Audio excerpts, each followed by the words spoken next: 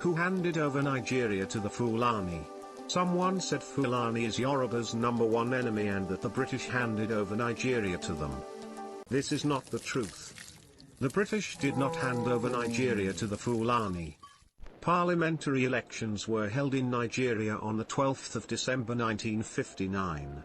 The result was a hung parliament with no clear majority to form a government.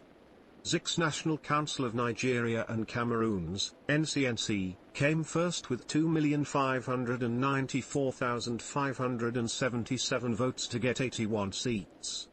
Awolowo's Action Group, AG, came second with 1,992,364 votes to get 73 seats. However, the Ahmadu Bello's Northern People's Congress, NPC, came a distant third with 1,922,179 votes to get 134 of the 312 seats in the House of Representatives despite getting less public votes. The above three major political parties in the election did not get enough number of the seats to form a government. An alliance had to be formed to determine who would rule.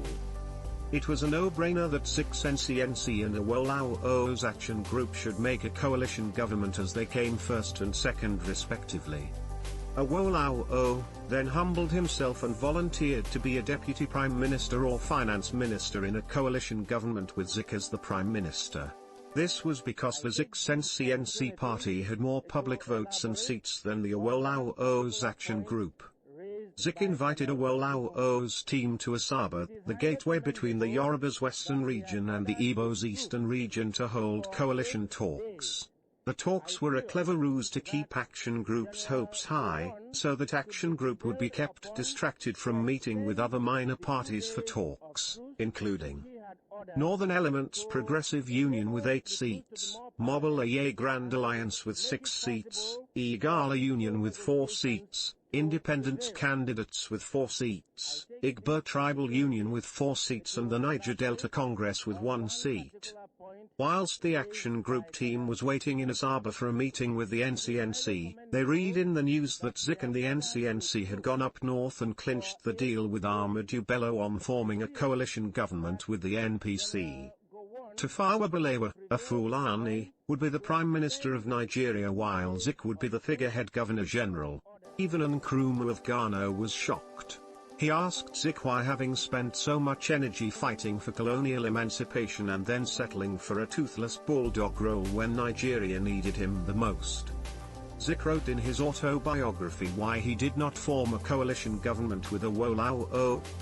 In 1947, with over £13,500 raised from the Yoruba people and given to the NCNC, Zik had led other 6 prominent NCNC delegates to London to protest the obnoxious laws of Governor Arthur Richards. The trip ended in failure with backbiting, abuses and accusation of theft against Zik. Zik's opponents at the NCNC accused him of squandering the money in the trust of Nigerians. Zik replied insinuating that the Yoruban on the team, that are, Mrs. Funmilayo Ransom Kuti, Prince Adeleke Adoyin, and Dr. Abiola Runaim, were the problem.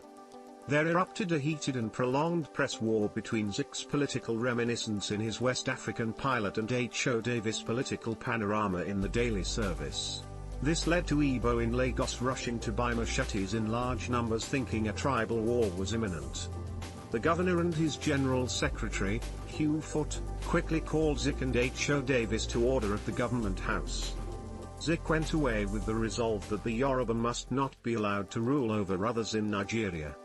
And afterwards in the daily service published the speech of Zik in 1949 about Igbo being destined by God to conquer and rule over others.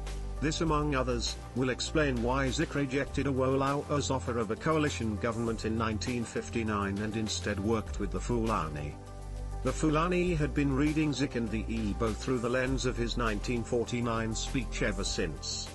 The Fulani way of neutralizing Zik when the opportunity came in 1959 was to offer him a powerless post, which surprisingly Zik and the NCNC dutifully accepted in place of being Nigeria's first prime minister. Zik had thought that the Igbo can easily manipulate the Fulani in place of the educated Yoruba.